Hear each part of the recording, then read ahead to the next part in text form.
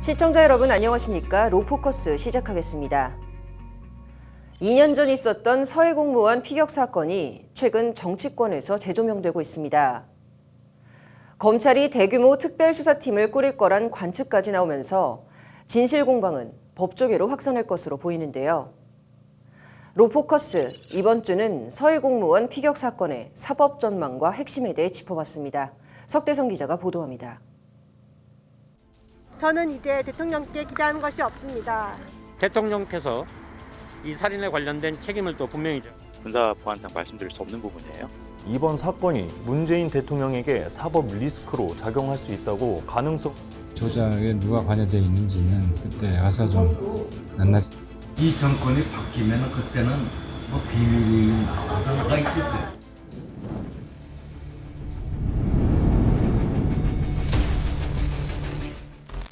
북한의 최고 지도자로서 곧바로 직접 사과한 것은 사상 처음 있는 매우 이례적인 일입니다. 이번 사건을 풀어나가는 데서부터 대화의 불씨를 살리고 협력의 물꼬를 트어나갈 수 있기를 바랍니다.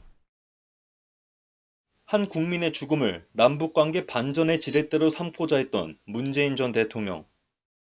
일부 정보를 유족에게 공개하라는 사법부 판결에 불복하며 청와대를 떠났습니다. 안보를 명분으로 숨겨졌던 그날의 사고는 정권이 교체되고 나서야 진상규명 첫발을 뗐습니다. 윤석열 정부는 문재인 정부가 제기했던 항소를 취하했고 일부 사건 수사 기록은 유족에게 공개됐습니다. 2020년 9월 21일 해수부 소속 무궁화 10호 1등 항해사 이대준의 북한 피격 사망의 비극적인 죽음에 대한 진상을 밝히고자 합니다. 유족이 받은 몇 장 남짓의 수사 기록은 더 많은 의문을 남기면서도 문재인 정부가 진상을 감췄다는 단서를 제공했습니다. 정부 발표를 토대로 취합한 2년 전 사건일지입니다. 고 이대준 씨의 실종 사실을 파악한 해경과 해군, 해수부는 21일 수색에 들어갑니다. 이들이 수색에 착수한 곳은 소연평도 남단으로 2km, 이 씨 실종 추정 지점이었습니다. 군 당국은 다음 날인 22일 북한 선박이 황해남도 강령군 금동리 앞바다에서 이 씨를 발견한 사실을 파악합니다. 약 3시간 후 국가안보실은 이 씨가 북측 해상에서 발견된 것을 문 전 대통령에게 보고하는데 수색기관은 그때까지도 연평도 부근에서 이 씨를 찾고 있었습니다. 수색 함선이 이 씨가 NLL 너머에서 숨진 사실을 안 건 23일.